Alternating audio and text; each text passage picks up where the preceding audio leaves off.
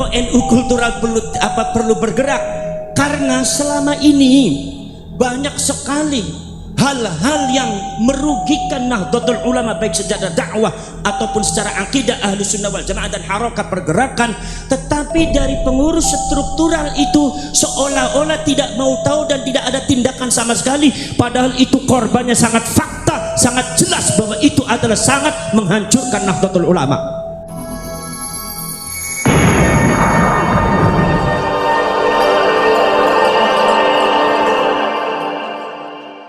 Saudara-saudara sekalian, PWI ini adalah merupakan harokah, bukan cuma organisasi.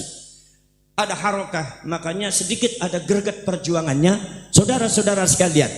Kemudian ini adalah perjuangan harokah pergerakan kultur NU kultural. Kenapa kok NU kultural perlu bergerak? Karena selama ini banyak sekali hal-hal yang merugikan Nahdlatul Ulama, baik secara dakwah ataupun secara akidah Ahlus Sunnah wal Jamaah dan harokat pergerakan. Tetapi dari pengurus struktural itu seolah-olah tidak mau tahu dan tidak ada tindakan sama sekali, padahal itu korbannya sangat fakta, sangat jelas bahwa itu adalah sangat menghancurkan Nahdlatul Ulama. Contoh seperti ini, zaman dulu saudara-saudara sekalian itu di framing bahwasanya Ansor itu adalah anti kalimatut tauhid. Ini jelas, ini mulut-mulut jahanam, mulut-mulut yang tidak benar, mulut-mulut laknatullah alaihim, mengatakan bahwa Ansor di dalamnya sudah ada PKI, Banser sudah ada PKI, bahwasanya NU sudah ada Syiahnya, NU sudah ada PKI-nya. Subhanallah. Ini karena pengurus-pengurus secara struktural itu membiarkan, maka masyarakat terdoktrin dengan doktrin semacam itu, seolah-olah kalau seumpama kita bergerak dengan NU itu berarti tidak mendukung Islam, seolah-olah kalau kita bergerak ingin mendukung Islam harus berlawanan dengan Nahdlatul Ulama. Ini sangat tidak elok.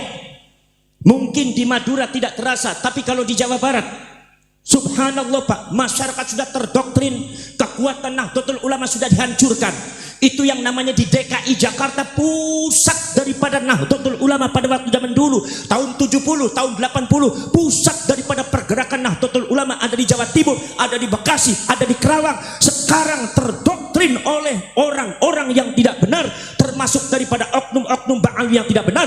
Akhirnya itu di Betawi kekuatan NU hancur habis.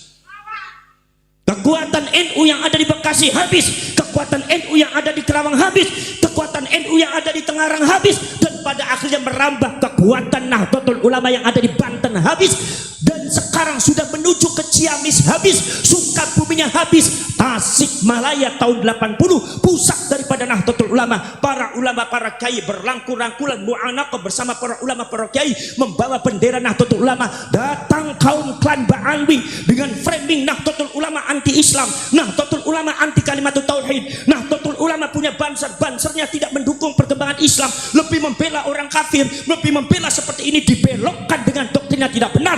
Akhirnya zaman sekarang Tasikmalaya kekuatan NU-nya hancur habis lagi.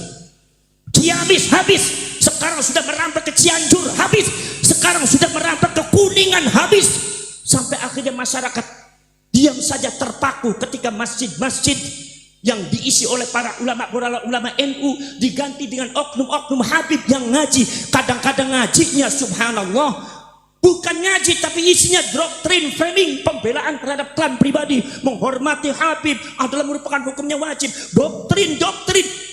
Sementara para ulama yang mengajari kitab Fathul Qarib, kitab Syu'abul Iman, kitab Safinatun Najat, mengajari masyarakat tentang masalah tauhid, sifat 20, bagaimana caranya bersuci, bagaimana caranya sholat yang benar, bacaan sholatnya, bacaan Al-Quran, itu sekarang sudah habis, tidak ada. Masjid seperti yang ada di Kuningan itu banyak diganti oleh oknum-oknum Habib yang kadang-kadang secara ilmu itu adalah tidak lebih alim daripada ulama dan kiai kita.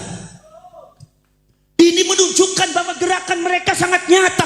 Dan di Kuningan NU habis. Sekarang ada pergerakan Wali Songo Indonesia untuk daerah Kuningan, untuk daerah yang ada di Tasik dan ada di Cianjur, termasuk daerah ada di Ciamis dan Sukabumi. Kiai-kiai para ulama NU masih takut. Saya tanyakan, kalau memang NU kekuatannya bagus, kenapa takut? Itu menunjukkan kekuatan NU sudah habis. Sekarang Madura sudah mulai habis. Pada akhirnya bisa seluruh Indonesia kalau dibiarkan habis dengan doktrin kebatilan kaum Ba'alwi ini. Mereka memframing bahwa mereka adalah penerus Wali Songo. Kemudian anak cucunya Wali Songo diputus. Persis seperti zaman dulu, saudara-saudara sekalian. Persis seperti zaman dulu. Ketika Maimun Al-Qaddad, bagaimana Maimun Al-Qaddad itu memasukkan nama cucu-cucu nasabnya Said Ismail, akhirnya mendirikan Syiah Ismailiyah. Itu dengan cara apa? Menghilangkan, memutuskan rantai daripada anak cucunya Said Ismail, dihilangkan secara sejarah, tidak diakui. Sementara cucu-cucunya dia dicangkongkan ke Said Ismail, sampai pada akhirnya di Syiah Ismailiyah mereka yang mengaku cucunya Rasulullah sebetulnya adalah cucunya Maimun Al-Qaddad Al-Yahud. Ini memang gerakan Yahudi luar biasa.